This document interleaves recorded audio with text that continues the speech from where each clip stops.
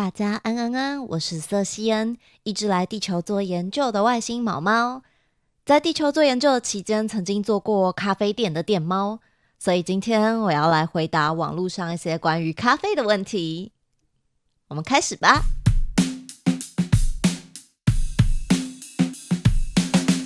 国中生适合喝什么咖啡？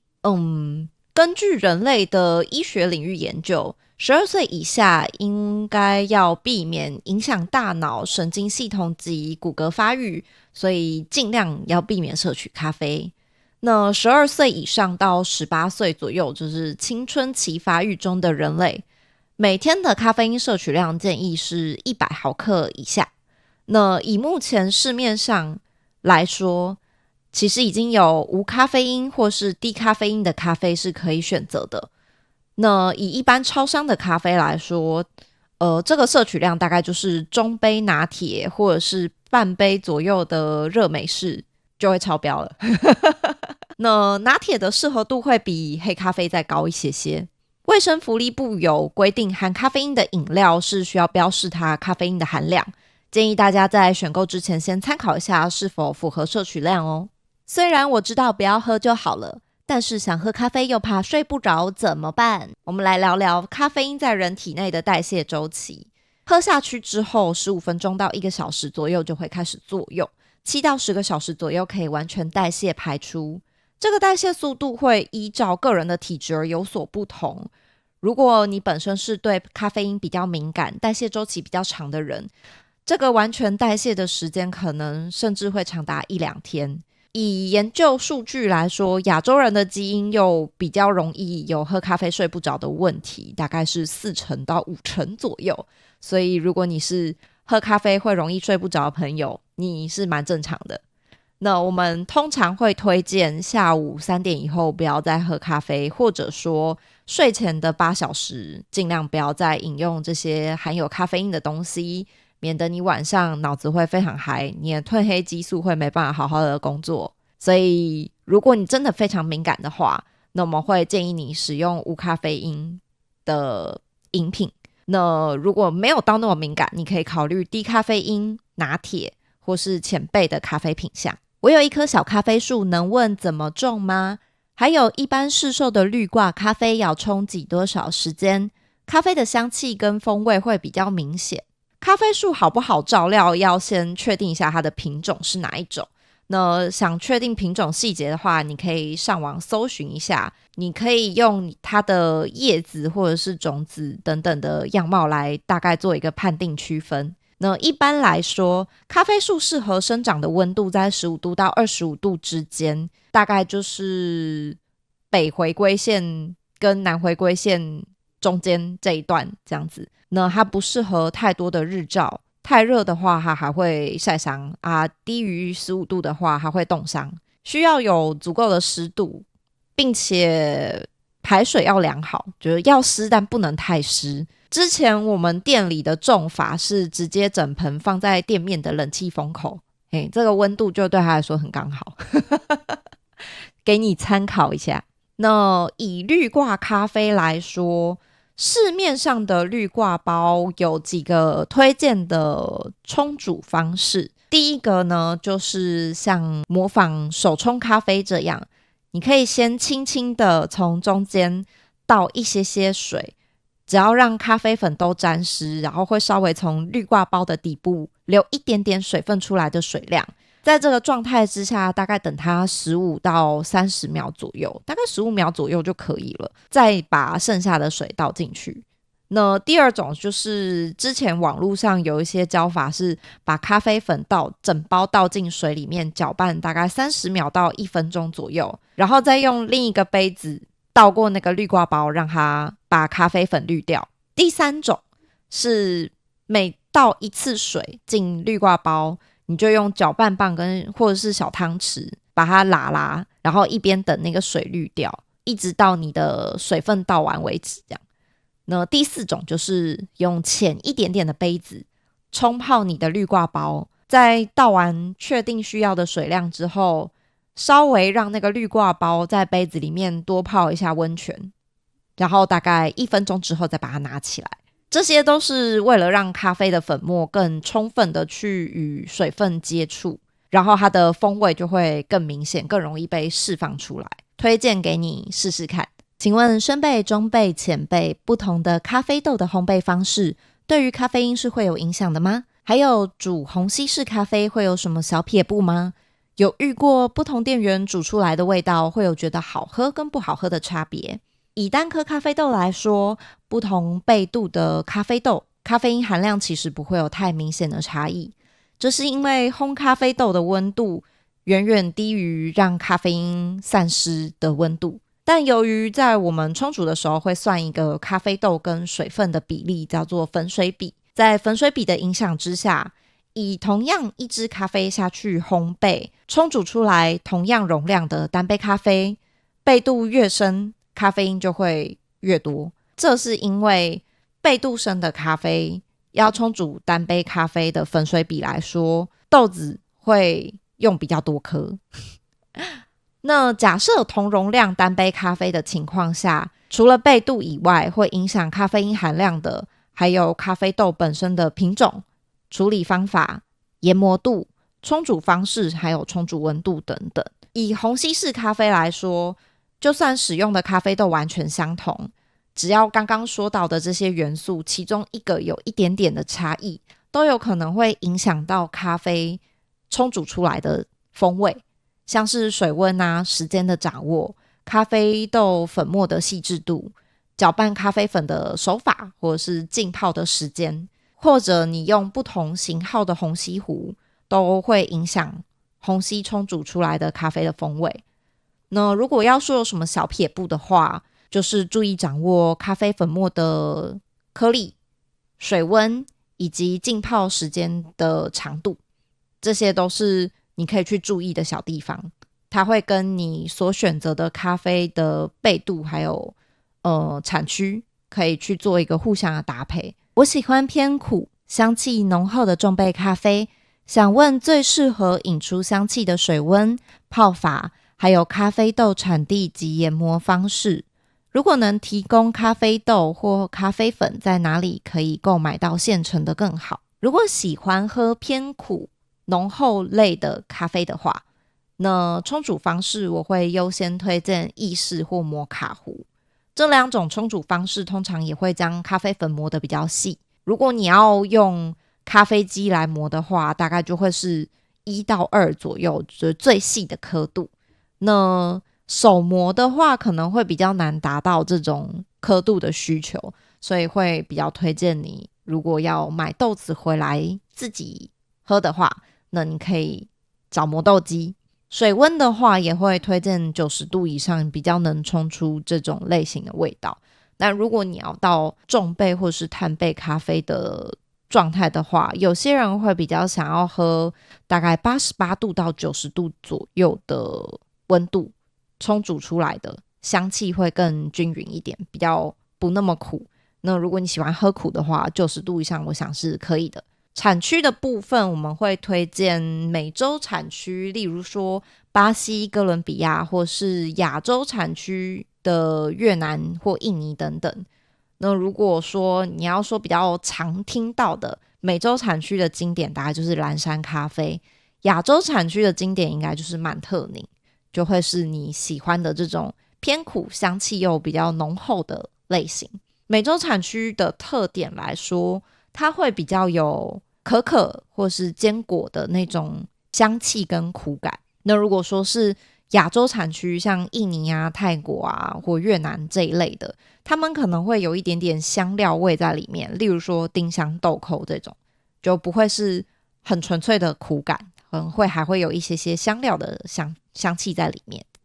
那如果说想要直接购买到现成的话，可以考虑一下 UCC 的终身焙单品咖啡，或是卡玛的寻豆师精选系列的生焙，都是我自己觉得市面上买得到还蛮不错的类型，推荐给你试试看。虽然自己心中有答案，但想问问其他人意见。4大超商 7-Eleven、全家、莱尔富 OK， 哪一间美式咖啡最好喝？先不论路易莎、卡玛、星巴克那些都太规格外。好的，哇，哇，我们真的要这样吗？以我各猫口味排行，我最喜欢全家，然后是 OK 莱尔富，最后小七。我觉得莱尔富跟小七差不多。那之前跟做咖啡的朋友们玩过一次盲测，那一次的结果是全家大于 OK， 大于小七，大于莱尔富，然后莱尔富大概跟虾皮排在同一个区域，最后超级大于全联，不要去尝试。全家阿里山咖啡推荐吗？我本身觉得全家的单品咖啡表现的都还不错。如果你有其他想要喝喝看台湾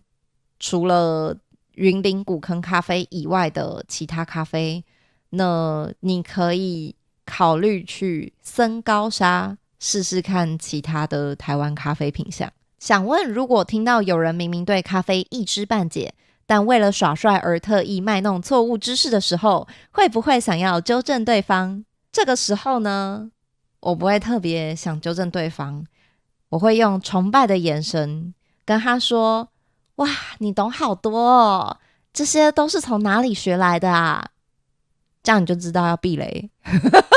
咖啡是经济作物，好的咖啡一小杯上百元、数百元，一般人大概只能去超商及路边小摊买几十元的普通咖啡。那高价咖啡店是怎么经营的呢？这真是一个非常棒的问题。高单价的精品咖啡店大致上我觉得可以分几种不一样的经营路线。第一种是卖给喜欢喝特殊风味单品咖啡的客群，那这种通常会主打他们是自家烘焙的店家。第二种呢，通常是卖搭配的餐点或者是特色调饮，这种呢他们可能就会说有参加咖啡调饮比赛的人去设计的咖啡调饮菜单，或者说他们会有一些甜点等等的品项是其他就是除了咖啡以外的主打商品。那第三种就是卖空间和氛围感，通常这种类型的咖啡店就会是不限时让你坐久一点点，然后你会想要在店里面待久一点点，或者说他会把店面的氛围经营的让你会想要拍照之类的，就是完美咖啡店的类型也有可能会在这个范围以内。那第四种我个人觉得比较特别，就是会卖咖啡的礼盒、联名器具，走一个周边商品路线的类型，像是有一些咖啡店会做客制化的绿挂包，上面可以印你的名字啊，或者是印你想要印的东西，然后你可以拿去送礼，他们有在做这种类型的礼盒。很多店家也会以上述的路线去混搭并行经营，然后如果你店的位置选得好的话，你是做得了一些社区客人，就是固定会回访然后住在附近的人这样子。咖啡喝习惯后会像茶一样回甘吗？还是就是纯粹的苦味跟香气呢？这个每个人的味蕾对于风味的敏感度和接受度会有所不同，就像有的人吃香菜是香的，但有的人吃起来是苦的一样。会不会回甘或是喝得到什么样的香气，本身跟个人的味觉敏感度会有点相关。那么以咖啡的风味轮来说，我们可能会说在这支咖啡里面会喝得到酸香、果香、花香，有的会有香料味。那跟像茶一样回甘这个形容比较接近的，可能会是蔗糖、枫糖、黑糖、红糖等等这种甜香类的味觉系统是喝得到的。对，有的人是喝得到的。会在咖啡里加入牛奶还是奶精，还是会依照咖啡的等级做分配？呈上题，会在高档咖啡内加入牛奶或奶精吗？还是纯饮呢？这是一个很棒的问题。在咖啡里面加入牛奶或奶精，我觉得是一种可以选择的喝法，与咖啡豆的等级分配其实没有特别正相关。甚至有一些卖精品咖啡的店家会特别挑选豆子跟焙度作为搭配牛奶与奶精调饮专用的豆项，那它的风味表现上比起纯饮可能会在加过牛奶或奶精之后，它的层次跟平衡感会比单喝更好。咖啡果壳有考虑做成茶或其他用途吗？以咖啡果实来说，由外而内包含果肉、生豆壳还有银皮等原料，都是有人做成饮品的。有些自家烘焙的咖啡店会留起来并提供贩售，但台湾比较少见一点点。我之前在日本有遇过自家烘焙的咖啡店，是有提供咖啡果肉的茶，喝起来就是像莓果茶这样子。那这些部分所制成的饮品大部分都是无咖啡因的，如果大家有机会遇到的话，可以尝试看看，蛮推荐的。咖啡因不耐者推荐喝什么咖啡？有什么咖啡是很低咖啡因的吗？还是全都不适合不耐者饮用？关于低咖啡因品项，在前面的问题稍微有提到过。目前市面上是有卖无咖啡因或是低咖啡因的咖啡。如果你想要喝在外面喝，但是你又不想要喝到这么多咖啡因的话，那你可以考虑喝浅焙或者是拿铁，它的咖啡因含量就会比一般的咖啡再少一些。之前在 YouTube 看过有人拍了滤挂咖啡的正确煮法，把咖啡粉全部倒出来，加入热水搅拌，然后再用原本的滤挂袋当成滤纸过滤。用这种方法会不会过萃变得太苦涩？非常好问题。在滤挂咖啡跟浸泡包咖啡的制作过程中，我们其实都会经过反复测试去找到一个最适合的状态。我们会预设使用情境为使用者并没有泡咖啡相关的技术经验，他想快速的喝到一杯热咖啡。在这个状况之下，最常见的各位就会把滤挂包挂在马克杯上，然后直接用饮水机的开水或是热水壶刚煮好的水直接冲下去。那我们就会用这种方式来暴力测试。测试之后，我们就会找到最适合的焙度跟粉末颗粒的粗细度。就算用很暴力、很无脑的方式冲它，都不会有过萃或者说萃取度不足的问题。那前面说到的，把咖啡粉全部倒出来，加入热水搅拌，通常也是可以放心搅下去。如果你想要好喝的话，可以参考我们前面有问题提到的滤挂包推荐的冲煮方式。用这些方式去煮这些咖啡的话，你可以更好的把咖啡粉跟水分去做一个浸泡跟融合的状态，那它的风味就会比较容易被带出来，会比你直接用水冲下去还要好喝，只是正常的，那也不用太担心会不会过萃变得太苦涩。希望今天有回答到大家的问题，欢迎大家有空可以来我的研究室坐坐，一起喝咖啡聊是非。如果你想知道更多跟咖啡有关的知识，或是你也对各种奇奇怪怪的知识有兴趣的话，欢迎到我的频道观看毛猫的研究笔记。我们有与咖啡从业者相关的访谈节目。如果大家对于咖啡还有相关的问题，也欢迎留言提问哦。